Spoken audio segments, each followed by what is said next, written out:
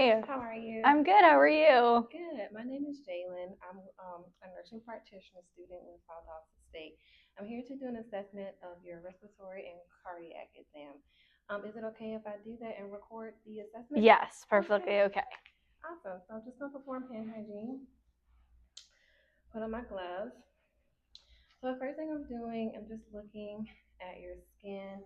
I'm going to get behind your back here, looking at the posterior back. I don't first t-shirt is on, but if your t-shirt was off, I'll be looking for the skin, for any lesions, any moles, any open wounds. Looking also at the temperature, I don't see any deformities. Also looking at the diameter of her chest, which is 1 to 2, which is normal.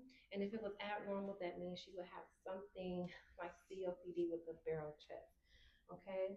Next thing I'm going to do is I'm going to um, palpate and look for your chest expansion. So I'm just going to place my hand on the back of your chest here, Mm-hmm. and just take a deep breath in and out. Okay. Okay, sorry. Take a deep breath in and out for me. Okay. And what I'm looking for is my thumbs to go up and down. So that lets me know that bilaterally, her chest expands when she breathes in and out. Next thing I want to do is just feel for the tactile primitive. And with this basically means that if it was anything like emphysema, pleural effusions, any type of like lung issues like an abscess, I would be able to feel it with the vibration being different on each side.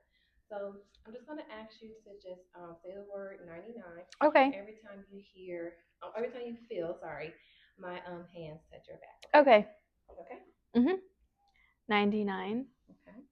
99, Uh-huh. 99, Uh-huh. 99. Okay, awesome. So with that, I feel the vibration equal on each side. Next thing I'm going to do is I'm going to identify the location of her trachea and bronchial. I will look at these anteriorly. That's the best. I best hear the tracheal, above the trachea, of course, and then the bronchial. I hear that over the larynx and the trachea. Going back to the posterior back, I would hear the bronchovesicular and the vesicular sounds in the lower back. I would hear the broncho vesicular by her shoulder blades here, and then I will also just hear the vesicular sounds in the overall lung sounds, okay? Lung field, sorry. Next thing I'm going to do is just going to listen Mm-hmm. with my stethoscope with the diaphragm. And every time you just feel my stethoscope, take a deep breath Okay. in and out for me, okay? Mm-hmm. And you're doing awesome. And let me know if you get any shortness of breath or anything. Okay. All right. Take a deep breath in.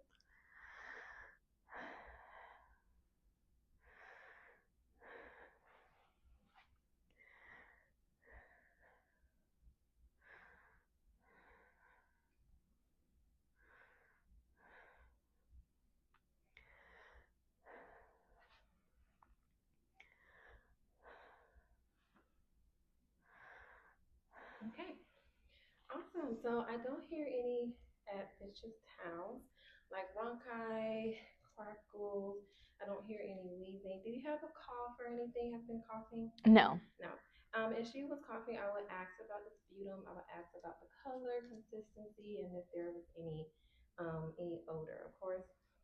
So moving along, just gonna get to the anterior chest now. And with the anterior chest again, I'm just looking. Oh, sorry, I have to go back and perform one more test. Sorry. Oh, you're fine. You're doing great. So going back to the posterior chest, we're going to do three types of tests. We're going to do the ekphophony, bronchophony, and then the whisper pectoral quality. Okay. Mm-hmm. So with the first exam, I'm just going to have you say the word E E E every time you hear my stethoscope, or every time you feel my stethoscope move. Okay. Okay.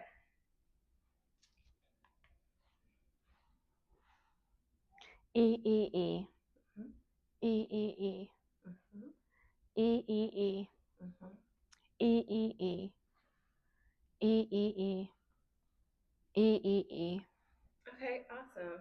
So with that, I hear it clear in the upper lung fields, and which is normal. And as I move downward towards her base of the lungs, that's when I start to hear it more muffled, and that's actually normal because that would mean if I could hear it, then she has some type of lung like abscess or emphysema or like a pleural effusion.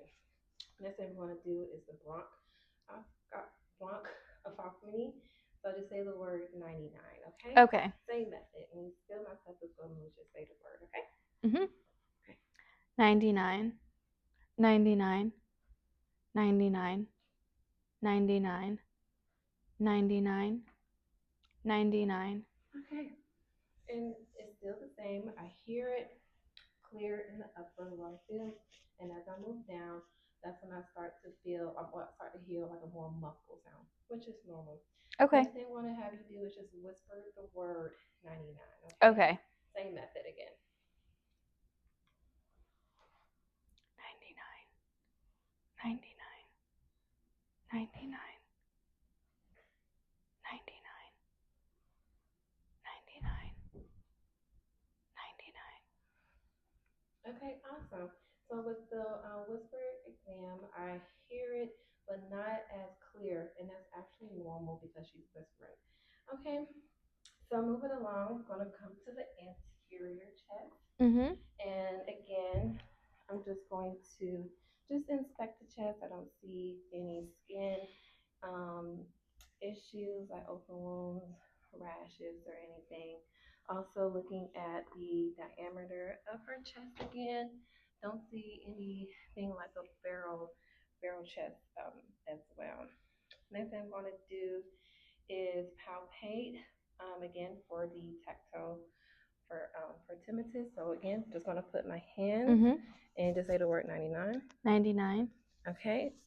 And sorry, I gotta get below you. It's okay. 99. All right. And then I'm also gonna check for your chest expansion. So breathe in and out for me. Okay. And then breathe in and out for me. Okay. So chest expansion is also normal and is also bilateral. Um, as she inhale, my hands, my inner thumbs, they go up, and then as she exhales, they go back down. The next thing we're going to do is also listen to your lung sounds from Mhm. the front.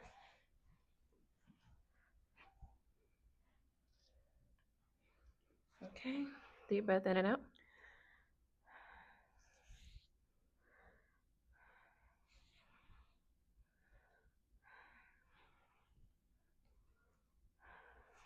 Okay, and again, I don't hear any adventitious sounds like any rhonchi, wheezing, any stridor. I don't see any visible um, like respiratory distress. There's no nasal flaring. There's no using of her accessory muscles.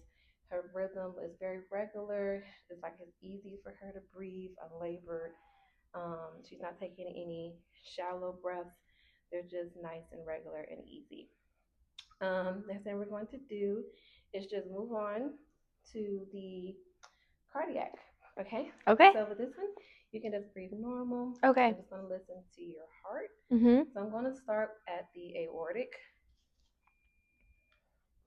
And this one is at the second intercostal space on the right side of the sternal border.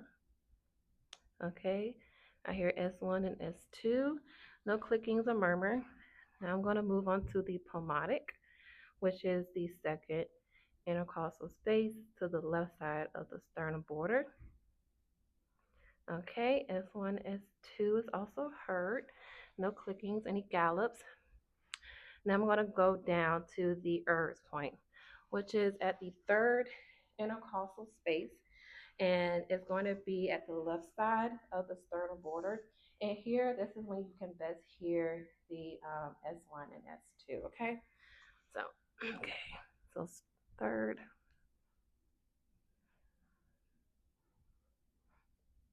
Okay, next thing we're going to do is listen to the tricuspid and the mitral. So at the tricuspid, I hear it at the fourth intercostal space, and that's also at the left of the sternum border. Okay. All right, and I don't hear any clicking, any gallops, any murmurs. All right, then we're going to go to the mitral, which is at the fifth intercostal, and here is at the mid clavicular line. So I'm just going to go find her clavicle, go down to the middle. I have to kind of get underneath. That's okay. Your boob, okay? So you're doing great. Thank you. Yeah.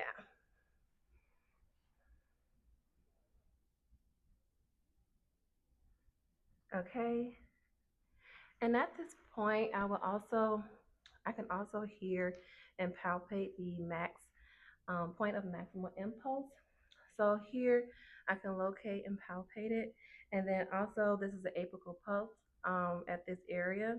And here I will just check it for 1 full minute. Okay, so I'm just gonna palpate your apical pulse for a minute. Okay. Okay. All right, so just breathe normal.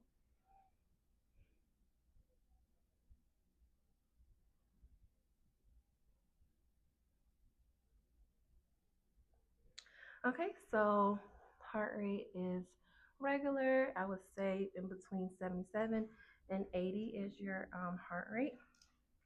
Next thing we're going to do is I'm going to have you lie down. Okay. Ready?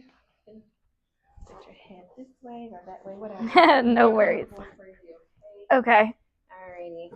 So here, I'm just looking for any heaves or lifts. So with the heaves and lifts, I'm just looking for any visible pulsating at the chest wall. Okay, I'm just getting really down so I can really see at this angle. Okay, which I don't see any visible pulsating. Okay, next thing I want to do is palpate thrills for each auscultation point. Okay. All right, so I'm just gonna go at the aortic. Okay, pulmonic. Okay, earth point. Okay, tricuspid. Okay, and again that mitral valve, and also that point of maximal impulse, and also this is where I can feel the apical pulse as well. I'm also gonna count it for a minute. So I'm also gonna just palpate the apical pulse for 1 minute. Okay. Okay.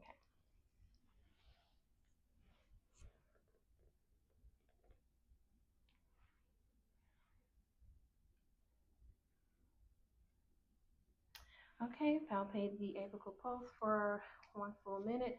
I'm also going to listen with the diaphragm, with the bell of my stethoscope. Okay. So I'm going to go back to the aortic.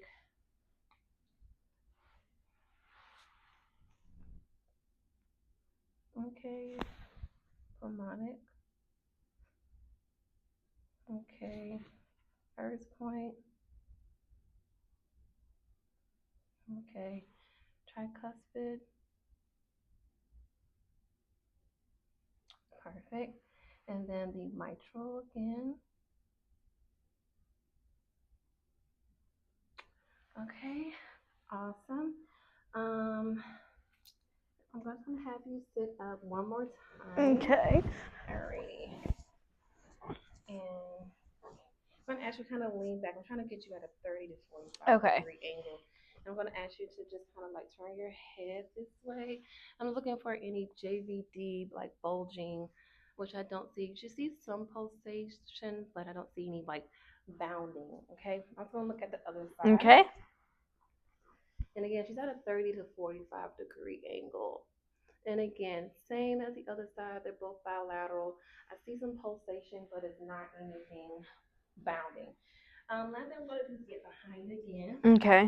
I'm going to test for the CVA tenderness. So I'm going to place my hand right here. I'm just going to tap it. You let me know if you feel any pain. Okay.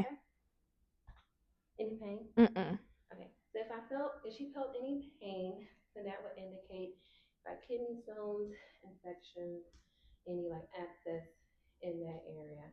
Alrighty. Well, this concludes my respiratory and cardiovascular assessment. Do you have any questions or concerns for me? I do not. All right. But thank you so much. This Thank concludes you. the assessment.